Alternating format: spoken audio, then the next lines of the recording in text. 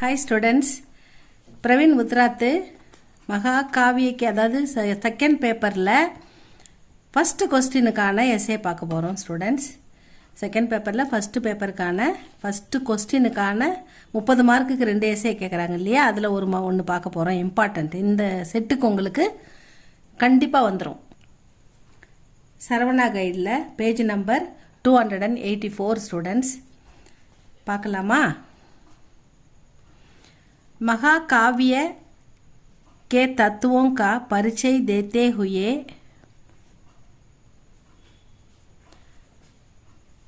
एक हिंदी के किसी एक आधुनिक महाकाव्य को महाकाव्य की कसौटी पर कसिए महाकाव्यத்தை காவியத்தோட கம்பேர் பண்ணி கணக்கிட்டு இது எந்த அளவுக்கு டெவலப் ஆயிருக்குன்னு சொல்லுங்கன்றாங்க மகாகாவியக்கே தத்துவம் அந்த தத்துவங்களை ஆராய்ந்து அது இப்போ இருக்கிற நவீன ஆதுனிக்கு புதிய காவியங்கள் எப்படி இருக்கின்றன என்று அளவிட்டு சொல்லுங்க அப்படின்னா இதுதான் இந்த கொஸ்டின் மகாகாவியக்கா பரிச்சை இந்த செகண்ட் புக்குக்கான செகண்ட் பேப்பருக்கான ஃபர்ஸ்ட் கொஸ்டினுக்கான இதுக்கு முதல் கொஸ்டின் இம்பார்ட்டன்ட் கொஸ்டின் ஒன்று போட்டிருக்கேன் ஸ்டூடெண்ட்ஸ் அது நான் வந்து தேர்ட் பேப்பர் அப்படின்னு சொல்லிட்டு இருப்பேன் தெரியாமல் ஆனால் அது செகண்ட் பேப்பருக்கானது தான் இதுக்கு முன்னாடி ஒரு எஸ்ஸே போட்டிருக்கேன் இது செகண்ட் எஸ்ஸே ஏன்னா ரெண்டு கேட்குறாங்க இது ரெண்டுமே நீங்கள் படிச்சிங்க நிச்சயமாக வந்துடும் அது வந்து தேர்ட் பேப்பர் நான் சொல்லிட்டு இருப்பேன் தெரியாமல் அது செகண்ட் பேப்பருக்கானது தான் அதை பார்த்து புரிஞ்சுக்கோங்க ஸ்டூடெண்ட்ஸ் இதே சரவணா கைடில் தான் போட்டிருக்கேன் இப்போ இந்த क्वेश्चन பார்க்கலாம்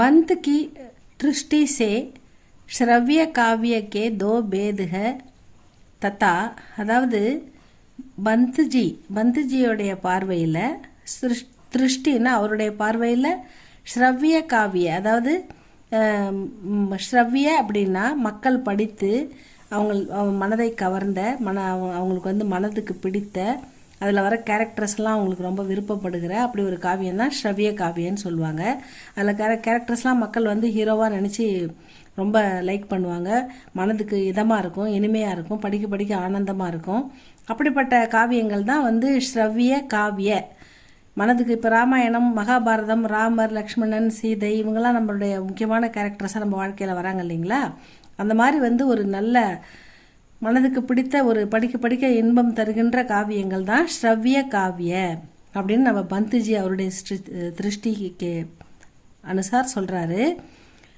தத்தா என்னன்னா பிரபந்து இன்னொன்று வந்து முக்தக்கு பிரபந்து फर्स्ट वन प्रबंध इन्होंने मुक्तक प्रबंध काव्य के पद्यों के बीच में அதாவது இந்த ரெண்டு காவியத்துக்கு நடுவில் தார்த்தமிய ரகத்தாக அதாவது ஒரு பிரபந்த காவியத்தை எடுத்துக்கினா பிரபந்த காவியம்னா என்னது மிகப்பெரிய காவியம் அது வந்து தொடர்புடைய பல கண்டங்களை உடையது இப்போ ராமன் எடுத்துக்கினா அதில் வந்து நிறைய காண்டங்கள் கிட்கிந்தா காண்டம் அந்த மாதிரி நிறைய காண்டம் வரும் ஒன்று தொடர்புடையதாக இருக்கும் அதில் ஹீரோ ஒருத்தர் தான் இருப்பார் அவரை சுற்றி எல்லா கதையுமே வரும் அதுதான் வந்து நிறைய பாத்திரங்கள் இருக்கும் இதான் வந்து மிகப்பெரிய பெரிய கதையை ஒன்று எடுத்து அதை வந்து அந்த வரைக்கும் அந்த ஆரம்பத்துலேருந்து அந்த வரைக்கும் அந்த கதையை வந்து முடிப்பாங்க லைக் மகாபாரதம் ராமாயணம் இந்த மாதிரி கதைகளை சொல்கிறாங்க முக்தக் அப்படின்றது வந்து பரவலான சிறு கவிதைகள் எந்த ஒரு கட்டுப்பாடும் மற்ற ஒரு 2 வரி 3 வரி 4 வரி அந்த மாதிரி கவிதைகள் ஒன்றுக்கொன்று தொடர்பு அற்றவை அதுதான் வந்து முக்தக் இது ரெண்டுத்துக்கு வந்து எந்த ஒரு உதாரணமாக தார்த்தமிய ரகத்தாகனாக்கா அது ஒன்றுக்கு நடுவில் வந்து ஒரு பெரிய தொடர்பு இருக்கும் ஜெய்சே ராமச்சரித் மானஸ் அந்த காவியத்தை எடுத்துக்கலாம் காமாயணி ஆதி இதெல்லாம் வந்து மகா காவியங்கள் ஒன்றுக்கொன்று தொடர்புடையவை மிகப்பெரிய காவியங்கள் பல கேரக்டர்ஸ் வருவாங்க நிறைய வந்து கேரக்டர்ஸும் நிறைய இருப்பாங்க நிறைய காண்டங்களும் இருக்கும் அதில் ஆதி முக்தக்ன்றது காவியக்கே பத்யோங்கே பீச்சுமே தார்த்தம்பி அதாவது எந்த ஒரு தொடர்பும் இருக்காது எந்த ஒரு கட்டுப்பாடும் இருக்காது எந்த ஒரு விதியும் அவங்க ஃபாலோ பண்ணியிருக்க மாட்டாங்க நகி ரகத்தாக ஜெய்சே கபீர் கே தோஹே சூர்தாஸ் கே பது ஆதி ஸ்புஷ்ட கவிதாயே முக்தக்கு ஹோத்திகா அதாவது இந்த மாதிரி சிறு கவிதைகள் தான் வந்து முக்த காவியங்கள் அப்படின்னு சொல்கிறதா முக்தக்கு ஹோத்தி அப்படின்னு சொல்கிறாங்க மகாகாவிய और கண்ட காவிய பெரிய காவியங்கள் அதில் வர ஒரு சிறு இலக்கியங்கள் கண்ட காவியங்கள் அதுலேருந்து ஒரு துண்டாக ஒரு காவியம் வருது இல்லைங்களா அந்த மாதிரி ஒரு பாட்டு மட்டும் சொல்லுவாங்க பிரபந்த காவியக்கே தோ பேது ஹோத்தே, அந்த பிரபந்தத்திலே 2 பேது இருக்குன்னு சொல்றாங்க. தத்தா மகாகாவிய கண்ட காவிய. மகாகாவியனா ஆரம்பத்திலேருந்து கடைசி வரைக்கும் வர பெரிய ஒன்றுக்கு ஒன்று தொடர்புடைய காவியங்கள். கண்ட காவியன்றது அதில் வர ஒரு பாட்டாக வர்றது. மகாகாவிய ஆக்காரமே படாக, அதாவது மகாகாவியம் வந்து மிக பெரியது. ஆக்கார்னா ஆரம்பத்துலேருந்து அந்தத்தக்க வரைக்கும் பல காண்டங்களையும் பல சருகங்களையும் உடையது. उसमें जीवन की अनेक रूपता के साथ पूरे जीवन का चित्रण किया जाता है.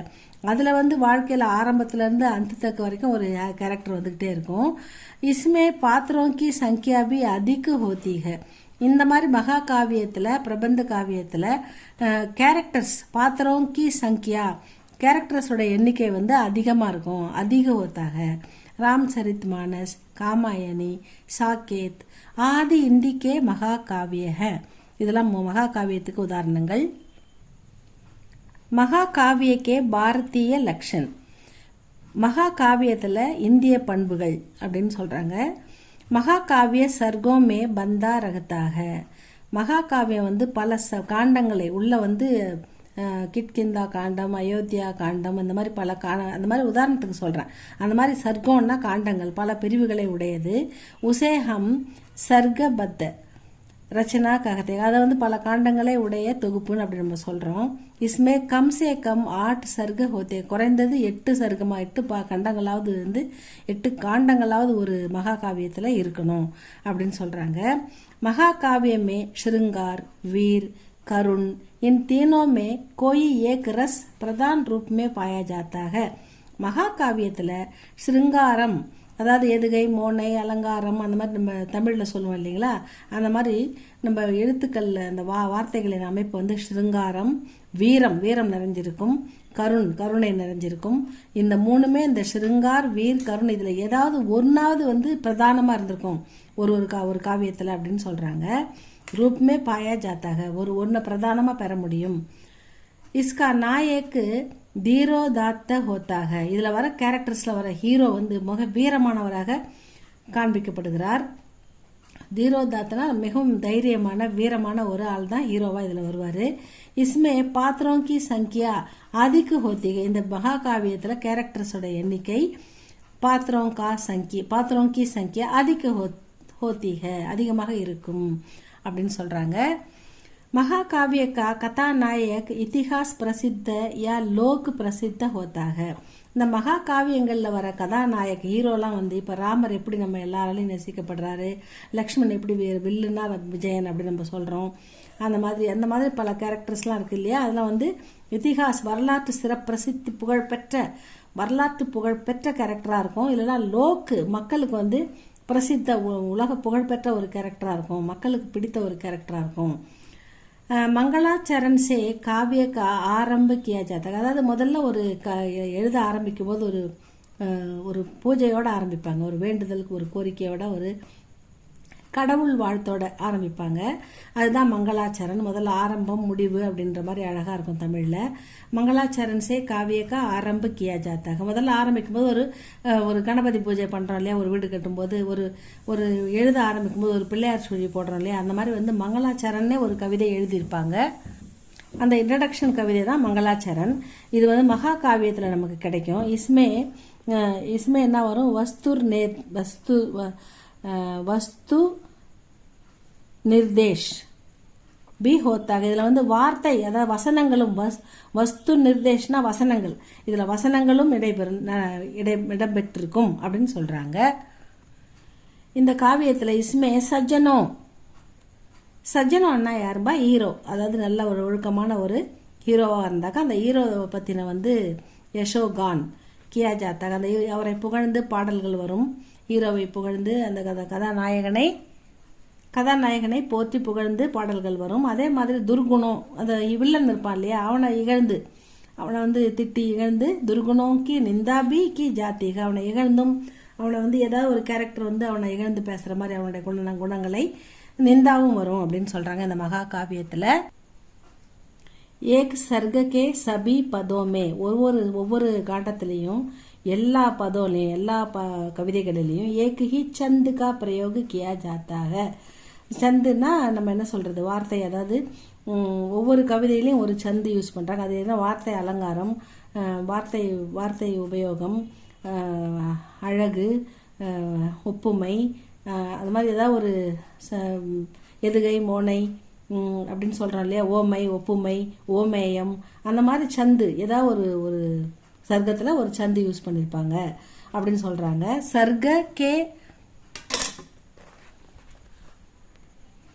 சர்க்கே அந்திம் பத்மே, அந்த அந்த காண்டத்தில் கடைசி பகுதியில் சந்து வந்து சந்து வந்து மாறியும் இருக்கலாம். ஏன்னா இப்போ ஹீரோவை பற்றி புகழ்ந்து பாடும்போது அவன் வந்து கொஞ்சம் அவனுடைய கேரக்டர்ஸ்லேயும் சில குறைபாடுகள் இருக்கலாம். அதனால சந்து வந்து பதல்தாக ஜோ அகலே சர்க்கா சந்து ஹோத்தாக, அது அடுத்த சர்க்கத்தோடைய சந்தாகவும் அது இருக்கலாம் அப்படின்னு சொல்கிறாங்க. இஸ்மே பிரகிருதி சித்திரன் பி கூபு கியா ஜாத்தாக, இந்த மகா காவியத்தில் இயற்கை அற்புதமாக வர்ணித்து கூபு அப்படின்னா நன்றாக இயற்கை வர்ணனை மிக நன்றாக அமைந்திருக்கும் அப்படின்னு சொல்கிறாங்க. பாশ্চাத்ய லக்ஷன் கி திருஷ்டி சே மகாகாவிய, மேற்கத்திய இலக்கியங்களில் என்னென்ன லட்சணங்கள் இருக்கின்றன அப்படின்னு மகாகாவியத்தில் மேற்கத்திய மகாகாவியங்களில் இருக்கின்ற என்னென்ன லட்சணங்கள் இருக்கின்றன அப்படின்னு பார்க்குறாங்க. பாশ্চাத்ய மதானுசார் மகாகாவியமே நிம்னலிக்கித் லக்ஷன் பாயே ஜாத்தேக, மேற்கத்திய இலக்கியங்களில் மதானுசார் அதாவது மதம் அடிப்படையில் மகாகாவியங்கள் கீழே குறிப்பிடப்பட்டுள்ளன. அதனுடைய லட்சணங்கள் எப்படி இருந்தது என்று நிம்னலிக்கித் லக்ஷன் கீழே குறிப்பிடப்பட்டுள்ளதுன்னு சொல்கிறாங்க. மகாகாவிய பிருகதாக்கார்னா பிக் சைஸ்ன்னு சொல்கிறாங்க, மிக பெரியதாக இருக்கும். மகாகாவியங்கள் வந்து சின்னதாக இருக்காது, அது குறைந்தது 8 காண்டங்களாவது இருக்கும். அதனால் மகாகாவிய பிருகதாக்கார் பிரகத்னீய காவிய ஹோத்தாக, அந்த அளவுக்கு மிகப்பெரிய காவியங்களாக எழுதப்பட்டிருக்கும் அப்படின்னு சொல்கிறாங்க. இஸ்மே ஜாத்திய பாவ்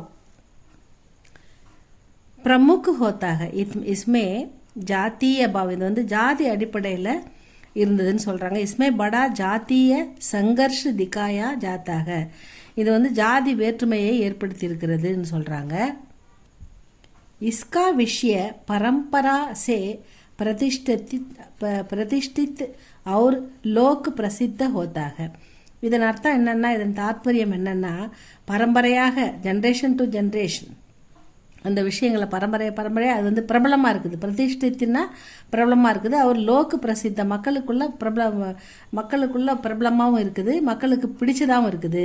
இதில் விஷயம் என்னன்னா, ஒரு ஹீரோன்னா அது எல்லாருக்கும் அந்த பரம்பரை தொடர்புடையதாக இருக்கிறது, மக்களுக்கு பிடித்ததாகவும் இருக்கிறது, மக்களிடையில் புகழ்பெற்றதாகவும் இருக்கிறது அப்படின்னு சொல்கிறாங்க. இஸ்கே பாத்திர வீர் ஹோத்தேக, இதில் கேரக்டர்லாம் வந்து வீரமாக வருவாங்க, ஹீரோலாம் வீரமாக வருவாங்க. உன்கா சம்பர்க் தேவி தேவதாவுமே சே ஹோத்தாக, அதாவது அவங்களுடைய இது வந்து அவங்களுடைய உணர்வுகள் அவங்களுடைய பிறப்பு வந்து தேவர்களோடு இறைவனோடு தொடர்புடையதாக இருந்ததாக சொல்லப்படுகிறது.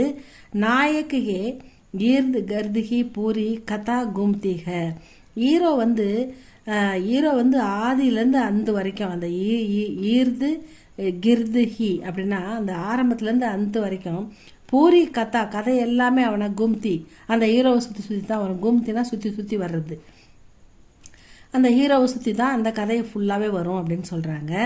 பூரே மகா காவியமே ஏகி சந்துக்கா பிரயோக் கியா ஜா, ஒரே சந்து தான் அதை யூஸ் பண்ணுறாங்க. ஏதோ எந்த ஒரு சந்தை அவங்க ருத்ரம் இல்லை வந்து கருணை இல்லை தயா இப்படி எதை யூஸ் பண்ணுறாங்களோ அதை அந்த கதை ஃபுல்லாகவே அது வரும்ன்றாங்க, ஒரே சந்து தான். பூரே மகாகாவியமே ஏகி சந்துக்கா பிரயோக கியா ஜாத்தாக. இஸ்கி ஷைலிமே, அதாவது அதனுடைய தனித்துவமான சிறப்பு ஸ்டைல் நடை, அது வந்து ஷாலின் தா பனி ரகத்தி, அது மிக சிறப்பாக தனித்துவமாக தனி இடம் பெற்றுள்ளது அப்படின்னு சொல்கிறாங்க. ஆஜ்கல் கே மகா காவிய, இன்றைய காவியங்கள். आजकल के महाकाव्य प्राचीन काल के महाकाव्य से एक प्रकार से भिन्न है, அதாவது இப்போ இருக்கிற காவியங்கள் பண்டைய காவியங்களிலிருந்து வேறுபடுகின்றன. பின்ன அப்படின்னா வேறுபடுகின்றன, ஒரே மாதிரி இல்லை அப்படின்னு சொல்கிறாங்க. ஆதுனிக் மகா காவிய கா ஆக்கார் உத்தனா படா நகிக, அதாவது புதிய காவியங்கள் வந்து மகாபாரதம் அந்த மாதிரி வந்து ராமாயணம் அந்த மாதிரி பெருசாக இல்லை. அத்த உத்தனா படா நகி ஆதுனிக்கு இப்போ நவீன புதிய இலக்கியங்கள் புதிய காவியங்கள் ஆக்கார் இத்தனை அவ்வளோ பெருசு இல்லை. அபு மங்களாச்சரண் பி பாயா நகி ஜாத்தா, இப்போ வந்து அந்த இன்ட்ரடக்ஷன், அதாவது இறைவணக்கம், தொடக்கம், முன்னுரை, அந்த மாதிரி அந்த ஆரம்பத்தில் இறைவணக்கம் பிள்ளையார் சொல்லி போட்டு ஒரு மங்களாச்சரண் பாடி அதுக்கப்புறம் ஆரம்பிக்கிறதும் இப்போ இருக்கிற நவீன இலக்கியங்களில் இல்லை. நாயக்கிகே குணமே பி பரிவர்த்தன் ஹோகையாக, நாயகனும் வந்து ஒரு ஹீரோன்னா ஒரு சின்ன கெட்டதை கூட பண்ண மாட்டார். 100% அப்படியே டீ டோட்டலர் சொல்கிறோம் இல்லையா, அந்த மாதிரி இருப்பார்.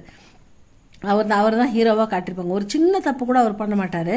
ஆனால் இப்போ இருக்கிற நாயகர்கள்லாம் வந்து அவங்களுடைய குணங்கள் வந்து பரிவர்த்தன போகையாக மாற்றப்பட்டுள்ளது, மாற்றம் ஏற்பட்டுள்ளது. இப்போ இருக்கிற நவீன ஹீரோக்களில் அவங்களுடைய குணங்களில் நாயக்கிகே குணோமேபி பரிவர்த்தன ஹோகையாக அப்படின்னு சொல்கிறாங்க.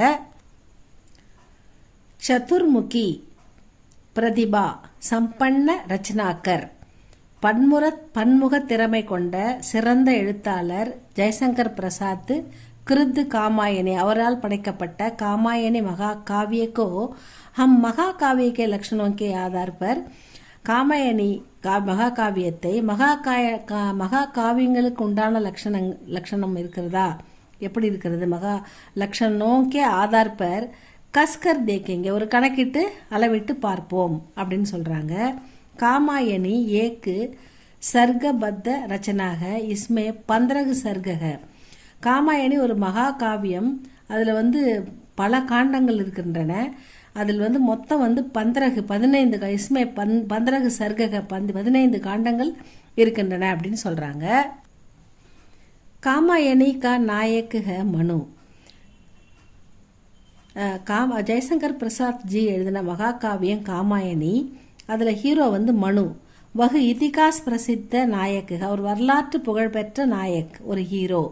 வகு தேவ் குல்காக, அவர் தேவர் குலத்திலிருந்து வந்தவர். உஸ்மே தீரோதாத்த குண் மௌஜூத்க, தீரோதாத்தன என்னது, வீரம், தைரியம் அவரிடம் வந்து மௌஜூத் நிறைந்திருந்தது.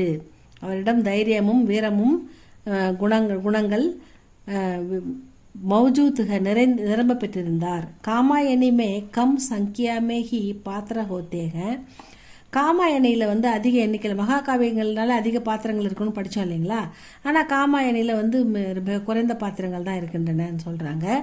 மனு, ஸ்ரத்தா, இடா, இந்த 3 முக்கியமான ஆதி தீன் ஹி பிரதான் பாத்திரங்க, இந்த 3 தான் முக்கியமான பாத்திரம். மனு, ஸ்ரத்தா, இடா, आदि 3 ही प्रधान पात्र हैं. कामायनी में श्रृंगार और करुण, श्रृंगार रस, அந்த கருண் ரஸ் அப்படின்னு சொல்கிறதே ரசம், அதாவது நவரசங்களும் நிறைந்தது அப்படின்னு சொல்கிறோம் இல்லையா, அது வந்து வார்த்தை அலங்காரம், ஒப்புமை, ஓமேயம், ஓமை, அதெல்லாம் சொல்கிறது தான் ஸ்ருங்காரம். ஸ்ருங்கார் ரஸ் और கருண் ரஸ் கி பிரமுக்தாக, இது ரெண்டும் மிக மிக முக்கியமாக இடம்பெற்றுள்ளது அப்படின்னு சொல்கிறாங்க. इसकी कथा वस्तु ऐतिहासिक है, இந்த கதை வரலாற்று புகழ் மிக்கது. यह ஆதி மானவ் மனு கி கஹானி है, இது ஆதி மனிதன், முதலில் மனிதன் தோன்றினான் இல்லையா, ஆதி, அந்த ஆதி மனிதன் என்று கூறப்படுகின்ற மனு கி கஹானி है. காமாயணி மே மங்களாச்சரண் நகிகை, இதில் வந்து மங்களாச்சரண் இல்லை. மங்களாச்சரன்னா அந்த பூஜை பண்ணி ஆரம்பம் முதல்ல ப்ரேயர் பண்ணி ஒரு பிள்ளையார் சொல்லி போட்டு ஆரம்பிப்போம் இல்லைங்களா, அந்த மாதிரி ஒரு பிள்ளையார் பாட்டு ஒன்று பாடுவோம் இல்லைங்களா, அந்த மாதிரி மங்களாச்சரண் இதில் இல்லை. ஃபிர்பி இஸ்கே பிரதம் பத்திய, ஆனால் இதனுடைய முதல் பத்தியம் இருக்கு இல்லையா, அது வந்து ஹிமிகிரி, அதுக்கு பேர் ஹிமிகிரிக்கே, அதையே ஹிமிகிரிக்கே को हम मंगलाचरण के रूप में मान सकते हैं, அந்த மங்களாச்சரணை நம்ம எடுத்துக்கலாம், அந்த அளவுக்கு சூப்பராக இருக்கும் அது. इसमें निष्क्रियता की निंदा करके आत्मविश्वास पर जोर दिया गया है. இந்த காவியத்தில் நிஷ்கிரியத்தா, எந்த செயலும் இல்லாமல், எந்த ஒரு பலனும் இல்லாமல், எந்த ஒரு கிரியேட்டிவும் இல்லாமல் இருக்கிற ஒரு செயலற்ற தன்மை, செயலற்ற தன்மையை வந்து நிந்தா கற்கே, அது வந்து தண்டிக்கிறது. ஆத்ம விஸ்வாஸ் பர் ஜோர் தியா கயா, தன்னம்பிக்கையை ஊட்டுகிறது அப்படின்னு சொல்கிறாங்க. இஸ்கே ஹரேக் சர்க்கமே ஏக் ஏக் சந்து பாயா ஜாத்தாக, ஒவ்வொரு சர்க்கத்துலேயும் ஒரு சந்து இதில் இடம் பெற்றிருக்கிறது. இஸ்மே பிரகிருதி சித்திரன், அதாவது இயற்கை வர்ணித்து பாடுதல். இஸ்மே பிரகிருதி சித்திரன் பி கூபு கியா ஜகையாக, இதில் வந்து இயற்கையை வர்ணித்து எழுதியிருப்பது மிக அழகாக இருக்குது. காவியக்கே ஆரம்பசே அந்த தக்கு, காவியத்தின் ஆரம்பத்திலிருந்து அந்த இறுதி வரைக்கும் பிரகிருதி கா வர்ணன் சுந்தர் டங் சே கியா கயாக, இயற்கையின் வர்ணனை மிக அழகாக மிக தனித்துவமாக ஆசிரியர் படைத்திருக்கிறார் அப்படின்னு சொல்கிறாங்க. இஸ் பிரகார் காமாயணி மகா காவியக்கே பிராயக சபி லக்ஷணோ சே பரிபூர்ண ஹ, இது ஒரு மகா காவியமாக ஏற்றுக்கொள்ளப்பட்டது, சிறந்தது. சபி லக்ஷணம், எல்லா சிறந்த ஒரு மகா காவியத்திற்கு உண்டான எல்லா லட்சணங்களும் நிரம்ப பெற்ற பரிபூர்ணக, நிரம்ப பெற்ற ஒரு காவியம். யகு ஏக்கு சஃபல் ஆதுனிக் மகா காவியக, இது ஒரு வெற்றி பெற்ற மகா காவியமாக ஏற்றுக்கொள்ளப்பட்டது அப்படின்னு சொல்கிறாங்க. இது நல்லா படிங்க ஸ்டூடெண்ட்ஸ். இது இந்த 25, அதாவது February 26க்கு இம்பார்ட்டண்ட். இது கண்டிப்பாக வரும், படித்து எழுதுங்க ஸ்டூடெண்ட்ஸ். வேறு ஏதாவது எஸ்ஏ தேவைப்பட்டால் சொல்லுங்கள், கமெண்டில் சொல்லுங்கள். ஏதாவது உங்களுக்கு சொல்லணும்னு தோணுச்சுன்னா லைக் பண்ணுங்கள், ஷேர் பண்ணுங்கள், சப்ஸ்கிரைப் பண்ணுங்கள் ஸ்டூடெண்ட்ஸ். தேங்க்யூ ஃபார் வாட்சிங்.